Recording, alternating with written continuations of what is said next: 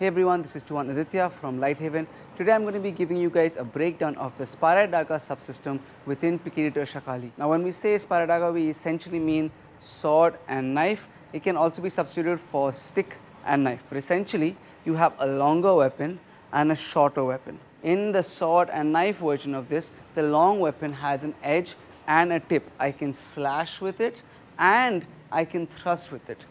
The shorter weapon though, because of, I'm going to be using Bob to show this, the shorter weapon, because the longer weapon is to be used at such range, here the shorter weapon doesn't really have that much to do. In order to use the shorter weapon, I have to get closer. I have to get closer to my opponent so that my short weapon can now either be used to parry, be used to thrust, slash, whatever it is that you want to use the short weapon for. And essentially a lot of Espada Y Daga is trying to balance how to use the longer weapon at long range and the shorter weapon at close range, and it goes through the sort of the conundrums or the problems that you may have when you're trying to navigate having two weapons of different ranges. Now this combination of a long sword or a longer weapon and a short knife or a shorter weapon is not unique to the Filipino martial arts. Even in the way that the Filipino martial arts expresses it or Pekiti expresses it, it's not necessarily, I won't call it unique. We have very similar weapon systems or ways of using these weapon systems even in India, where you'll often see the katar. It's our version of the punch dagger, which is it's a long blade and it essentially is just attached to a handle that you're holding on to like this.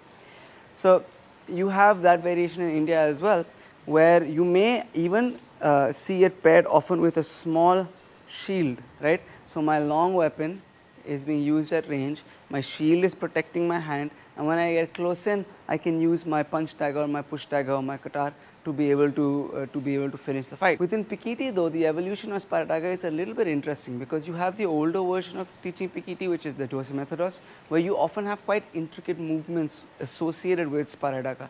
Intricate movements in terms of partner drills, intricate movements in terms of basics. You have a lot of partner drills where essentially you are getting past the long weapon, controlling with the shorter weapon, disarming the long weapon, disarming the short weapon, finishing the fight. However, when we switch from Dosi Methodos to Tri-V, we have gone from a lot of intricacy to quite simple, direct ways of fighting, right? My long weapon is being used to make an entry, my short weapon is being used to almost finish the fight or to take my opponent out of the fight by thrusting to very specific targets, either the neck or the eyes, maybe the heart, and then as I step back out of range, I'm going to be finishing the fight with a big slash with my longer weapon. So Tri-V simplifies it a lot, and we've gone into the basics of Tri-V, the basic Espada Y Daga combinations of Tri-V a lot in this channel. I'm going to leave a link to a video about that somewhere here or somewhere down there. But today I'm just trying to give you guys a breakdown on Espada Y Daga within Pekiti Tirsia. Firstly, let's talk about the role of the knife or the shorter weapon. Now, in Europe, maybe you would often see this weapon being a bit longer than this knife, and you might often also see it being used to parry, or it might have another purpose.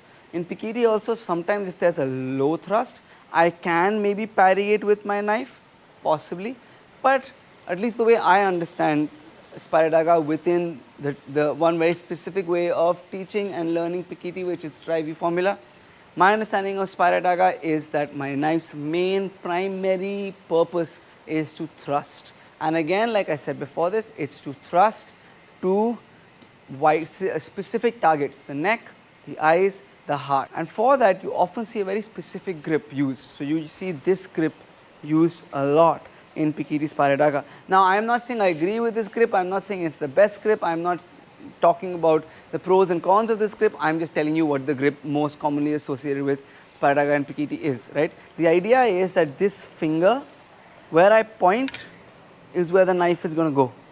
So when I am putting a lot behind, when there's a lot riding on my ability to thrust accurately, this is a good, this helps a lot. My thumb helps me to clip my opponent's arms if I need to. But again, I'm not saying this is the best grip. I actually don't like this grip so much. I'm just saying it is a grip that you commonly see.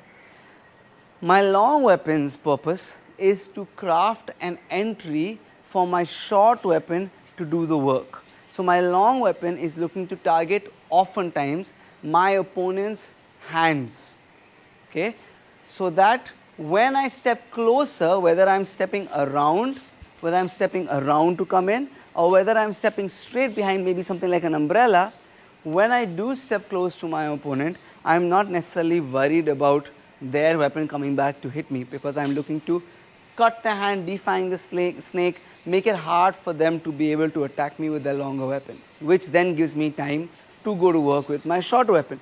Time not in terms of I'm going to spend a lot of time here doing all sorts of things to him, but it allows me to enter in close, because again I have to come close.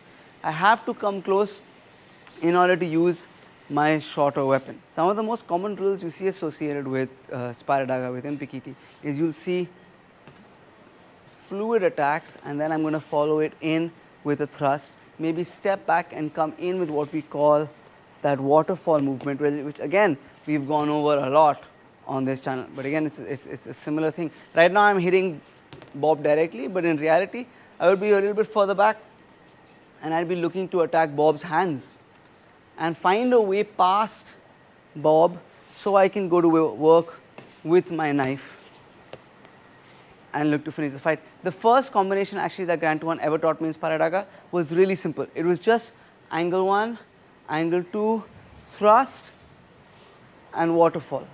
And the idea was that me and my opponent are just going angle 1, angle 2, and we're going weapon to weapon, and as soon as either they stop or I hit the hand to make them drop the weapon, as soon as that happens, I am looking to enter with my knife and I'm looking to hit them, to get close, right? So it's pretty simple.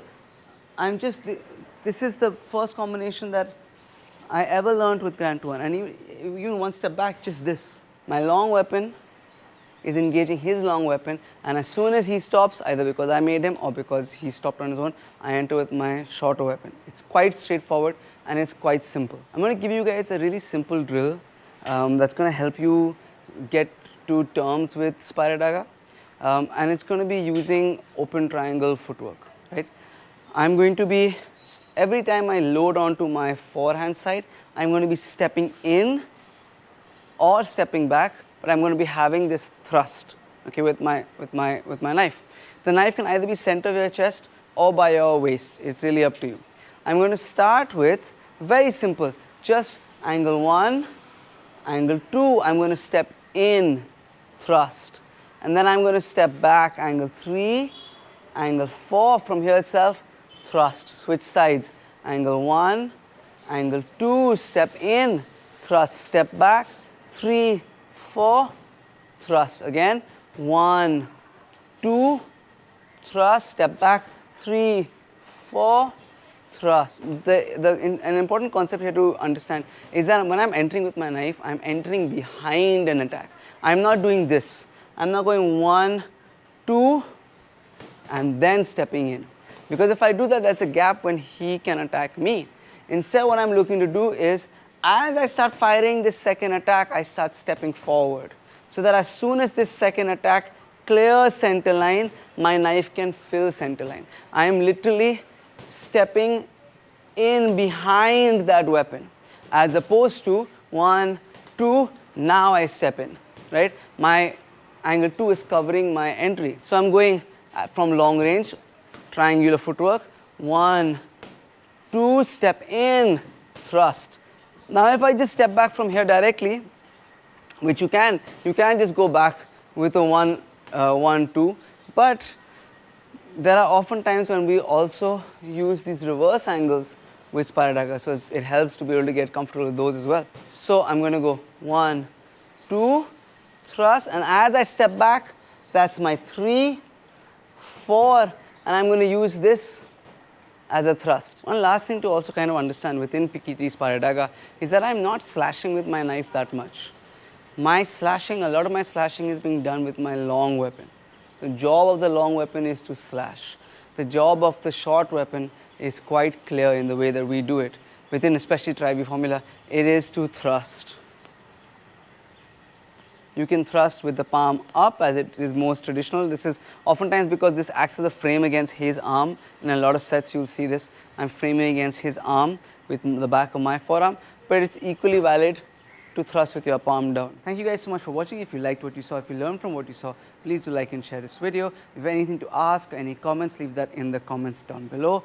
Please subscribe to the channel. All of these things really do help out the school and the channel a lot. A huge thank you to all of our patrons and our members over on our YouTube membership. Your support means so much to us. If you'd like to know more about our Patreon page and our YouTube memberships and the exclusive content that we offer there, check out the links in the description down below. Lastly, thank you guys for your support. We recently crossed 10,000 subscribers. It's a mind-boggling number. Thank you guys so much for your support. It means the world to us.